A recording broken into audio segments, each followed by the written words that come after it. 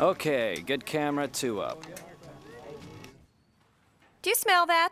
Yes. It's called Musk pour Monsieur. My signature scent. I'm talking about that burning smell. Is something wrong with the teleprompter? Ooh. Looks like we have some hot stories tonight. Good one, Jameson. And cue music.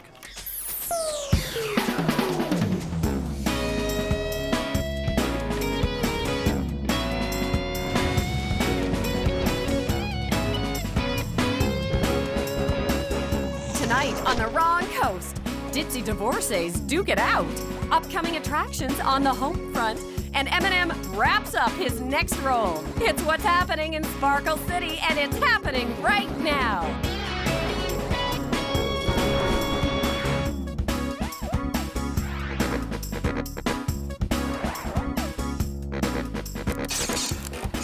Good evening. I'm Jewsball Baccarat. You mean Jameson Burkright? That's not what the teleprompter says. Never mind what the teleprompter says. Your birth certificate says your name is Jameson Burkright. And I'm Dubisaw Wanti Mamakusa. We are in big trouble. Our word box is broken. We seem to be having some technical difficulty with the teleprompter, but I'm sure it will be all cleared up when we come back from our first story, an exclusive preview of Mayo Fast Wolf Fat Clopper. Oh, Fast Wolf Fat Clopper. I love this film so much. I'd really be disappointed if it didn't win some kind of award. I know you would, Jameson. And so would these ladies. Goldie Hawn and Bette Midler have reunited, and we've got an exclusive look at their long-awaited sequel, First Wives Fight Club. What could he possibly have in common with a 23-year-old? A short attention span. Not to mention something else that's short. I can't figure out how winners like us could have married such losers. I know. It makes me feel like singing. No! Hi. I couldn't help overhearing your conversation. I'm Barb Pitt, and I'm a first wife, too. And his new wife is younger, right? And skinnier, right? And it's killing you, right? That reminds me of a great old show tune. No! Actually, there's a way for us to feel better about ourselves without stooping to petty revenge or singing. What is it? Have you ever heard of the First Wives Fight Club? Ugh! Disgusting! All this crap under my shoes. Hey, wait. You are the crap beneath my shoes. First rule of First Wives Fight Club. You do not talk about First Wives Fight Club. Second rule of First Wives Fight Club. You do not sing about First Wives Fight Club.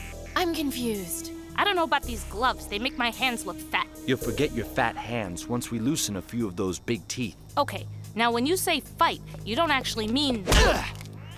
Oh, poor Barb's hair fell off. It's a wig, you ditz. She's not Barb Pitt. She's Brad Pitt. That's right, Bet. And I've been planning this moment ever since my mother forced me to sit through beaches. You're crazy. Come on, Goldie, let's go find a cop. Hold on a second, Beth. As long as we're beating each other up for making crappy movies. And that's for the Mexican. And that's for Meet Joe Black. And that's for 1 year into bed. 2 years into bed. 3 years into bed. 4 years into Ooh, that's gonna leave a mark on your funny bone. Right, Jameson? Looks like Brad, Bet, and Goldie will be boxing their way to box office success. Hey, I like this thinking of your own words stuff. I think we'll all be more comfortable when the teleprompter is back up and running, which I'm being told will happen as soon as a qualified union technician arrives. Really? Can't we just give it a good whack? Oh, come on, Debbie Sue. We can fly by the seat of our pants till he gets here. Watch me. Now, up next is...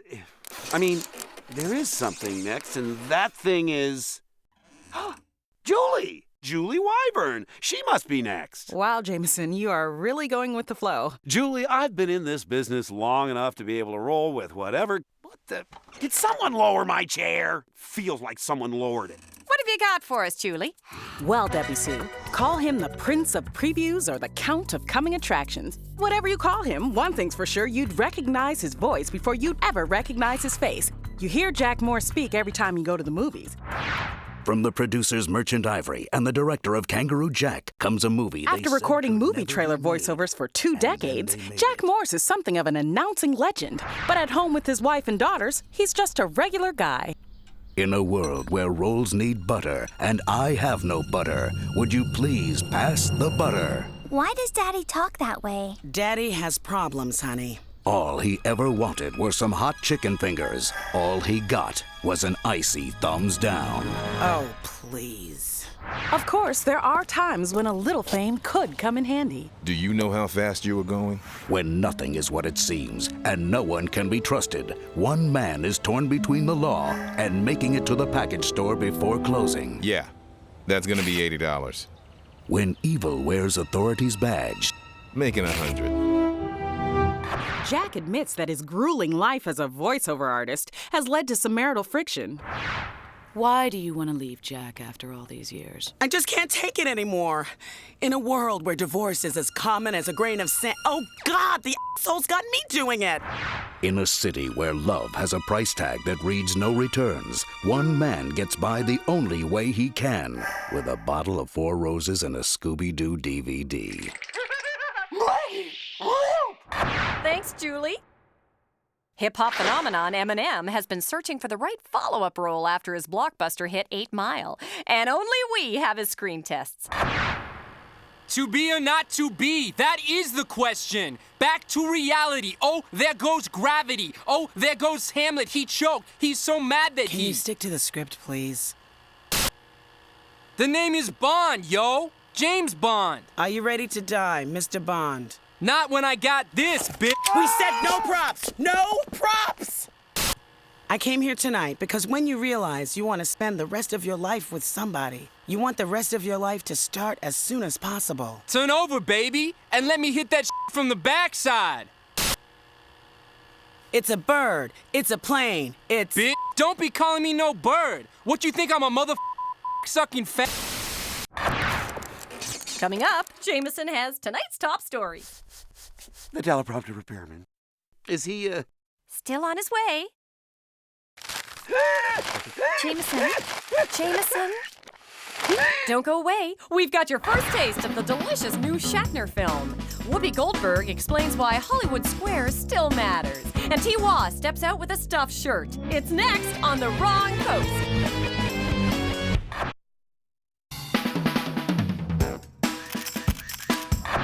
Now a report on the remake all Hollywood is talking about. Take one legendary film, add one legendary actor, and you've got yourself one sweet movie. Come with me and we'll be in a world of true imagination. Here's our exclusive preview of Willy Shatner and the Chocolate Factory. Come with me to save money on travel, groceries, and more. It's all so amazing. But Mr. Shatner, what do you do with all this candy? I never see it in the stores. That's classified Federation data, Charlie. Ask me something else. Mr. Shatner, who makes all your candy? Why, Charlie, it's the Oompa Loompas, of course. Those are Oompa Loompas? Oompa Loompa doopity doo. Shall I set my phaser on stun?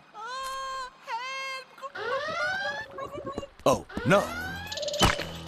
Captain's log. An obese German boy is floating about my chocolate, spreading contamination. This can only be sabotage. Sabotage? You mean sabotage? Don't correct the captain, Charlie. Someone's trying to create a distraction so they can get to my everlasting gobstoppers. Someone, but who? This must be the wrath of Khan. Ah, screw it.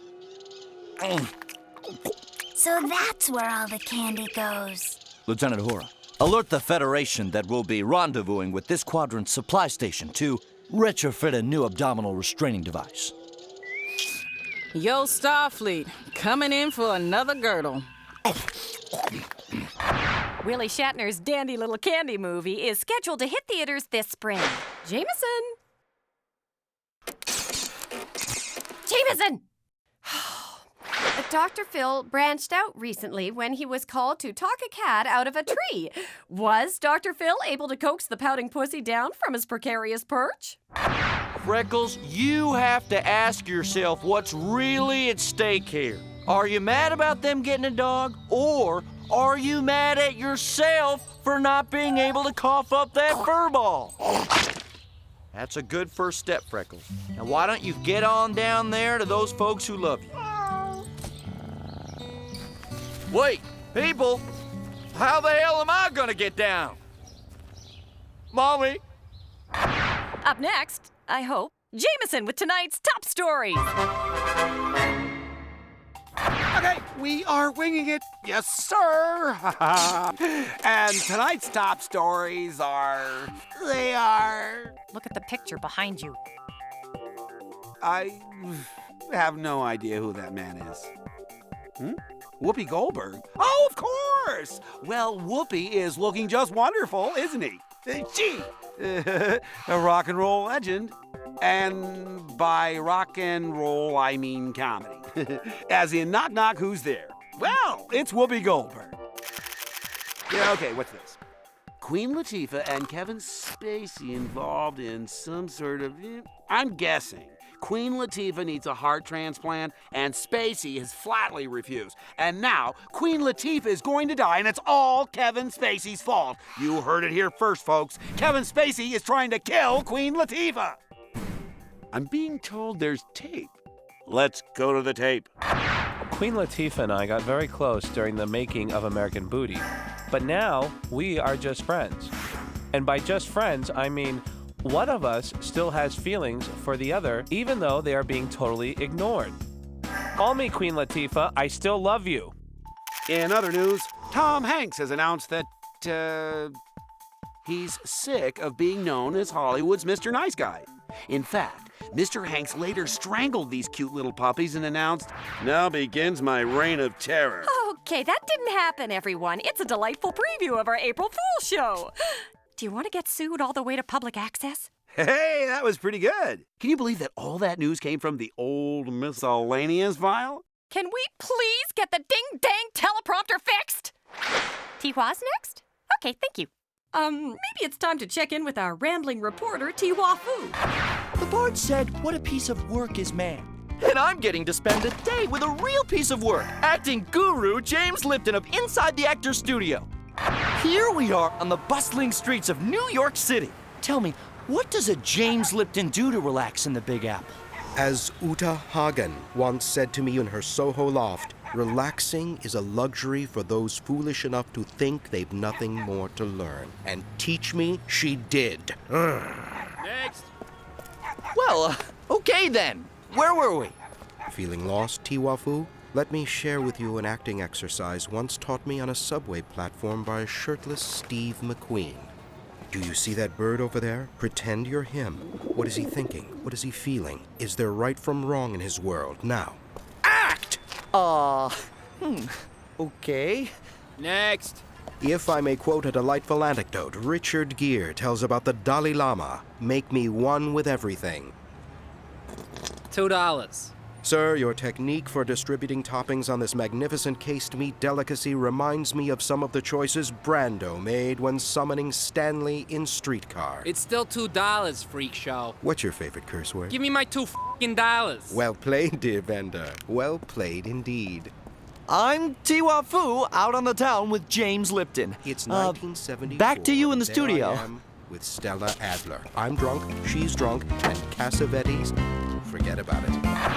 And even with a broken teleprompter, I know that was Tihua Fu. When we return, a story about the kind of man Hollywood's learned to rely on when it needs a shot of mystical wisdom. Oh, there's nothing mystical about what I'm doing, Debbie Sue. I just open my mouth and it comes out. I don't even know how I do it. I'm not talking about you. Oh. Still to come, magical black men save the day. Jim Carrey and Jeff Daniels are dead serious about being funny. And teleprompter terror continues on the wrong coast.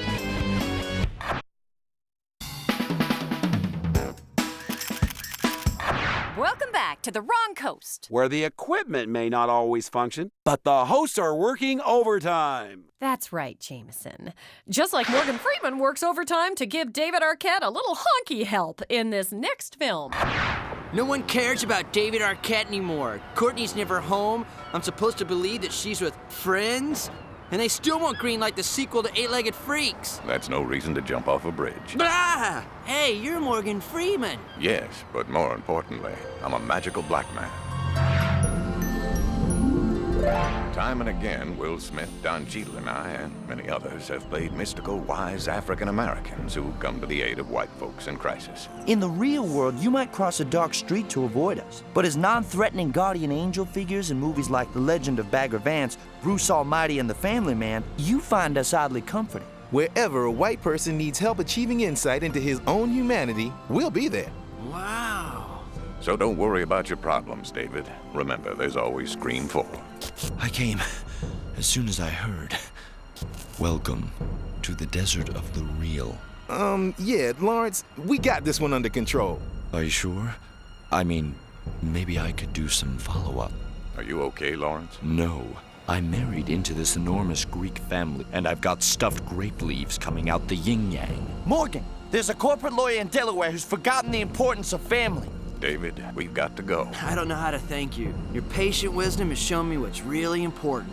But, you know, I also have this painful rectal itch. Not anymore, you don't. Thank you, magical Will Smith. Let's get philosophical.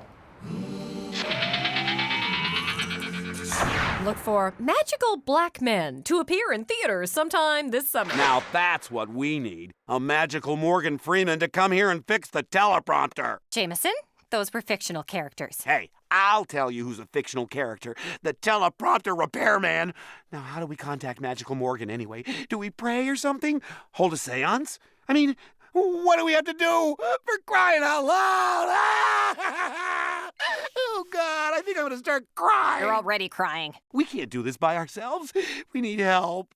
Looks like somebody could use a little African-American perspective. Morgan, I knew you'd come. Tell me what's bothering you, Jameson. Where do I begin?